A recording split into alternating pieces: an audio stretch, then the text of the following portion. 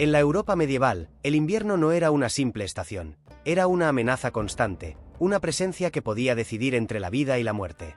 Los castillos, con sus muros imponentes y torres elevadas, parecían fortalezas invencibles ante el enemigo humano, pero se volvían vulnerables frente al frío. La piedra, símbolo de poder y permanencia, se convertía en su mayor enemigo cuando las temperaturas caían. Aquellos muros gruesos que protegían del ataque también atrapaban la humedad, transformando las estancias en cámaras heladas donde el aliento se volvía visible y los dedos se entumecían con solo tocar el aire.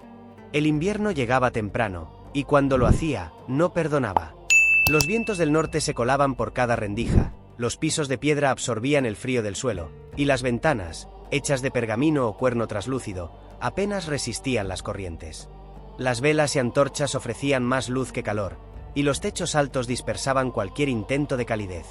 En las noches más crudas, el silencio del castillo era roto por los crujidos del hielo en los techos o el aullido del viento atravesando los corredores.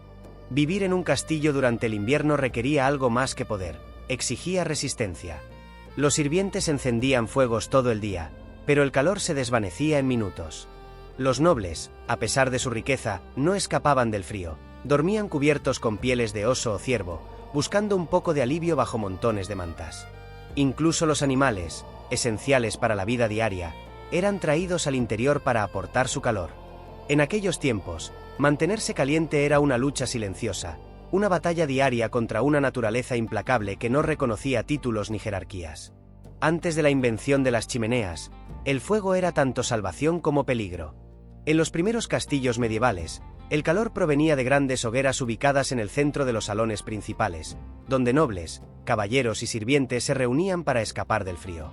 Sin embargo, aquel fuego no solo calentaba, también llenaba el aire de humo espeso y ceniza. Los techos ennegrecidos y los pulmones irritados eran un precio común por unas pocas horas de alivio térmico. No había conductos de ventilación adecuados.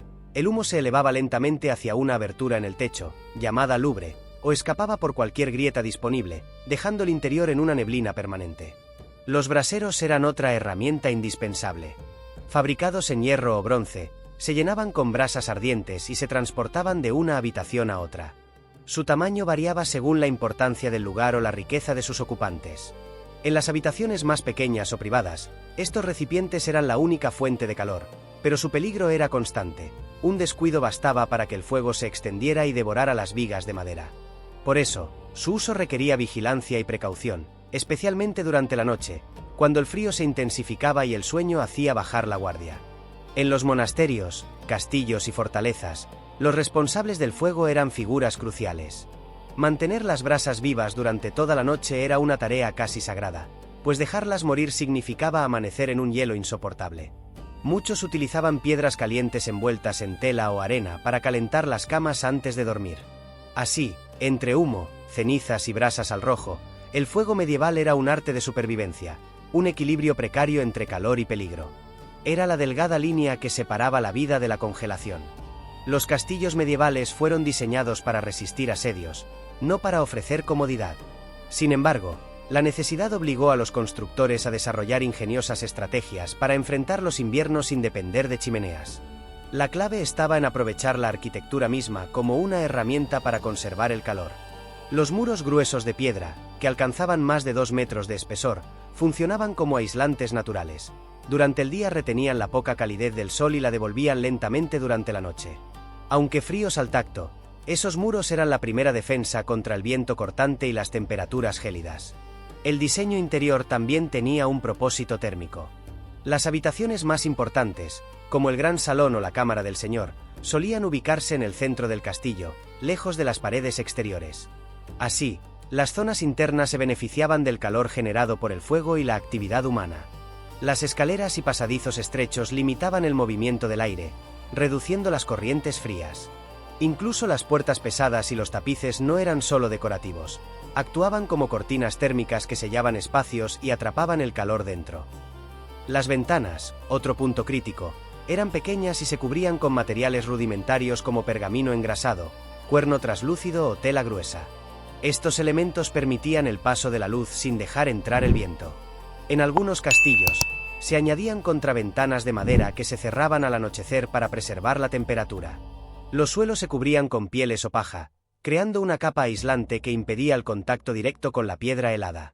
Cada detalle arquitectónico servía a un mismo propósito: mantener el calor atrapado el mayor tiempo posible. Y aunque los castillos no eran cálidos en el sentido moderno, estos métodos convertían el frío extremo en una molestia soportable, no en una sentencia de muerte. Era la prueba de que la inteligencia humana podía adaptarse incluso al rigor del hielo. Cuando el fuego no bastaba y la piedra seguía helada, los habitantes de los castillos recurrían al recurso más elemental y eficaz: su propio cuerpo. La ropa se convirtió en una armadura contra el frío.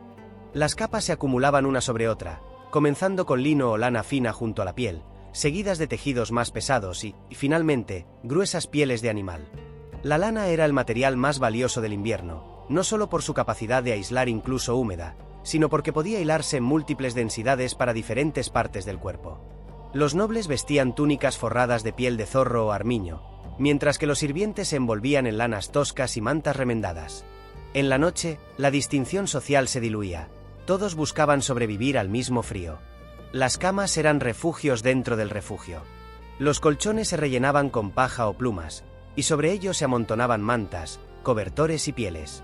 En muchos casos, la cama se convertía en una cápsula térmica, protegida por cortinas gruesas que mantenían el aire caliente en su interior.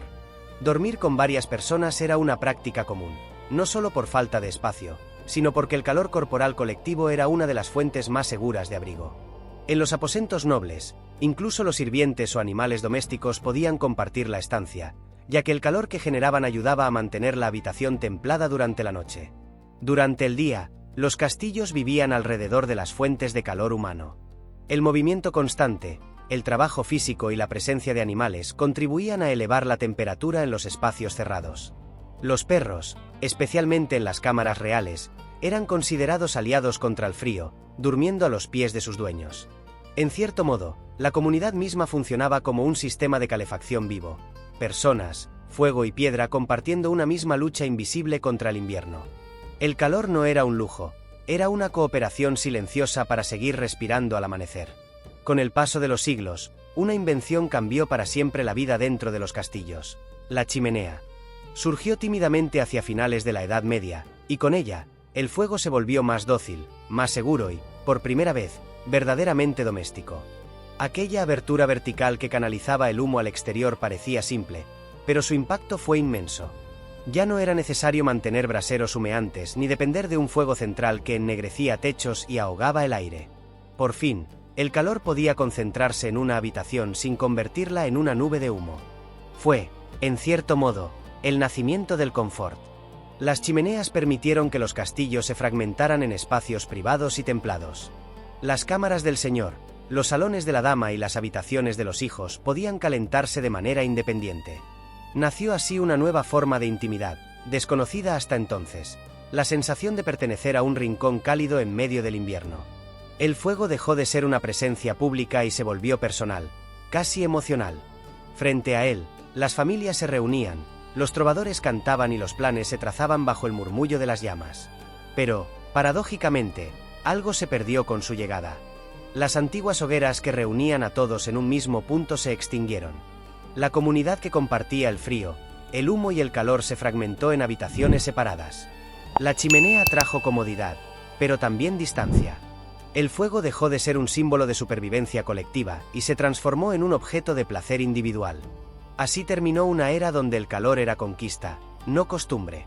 Los castillos, antes fortalezas contra el invierno, se convirtieron en hogares que olvidaron la crudeza de aquella lucha silenciosa.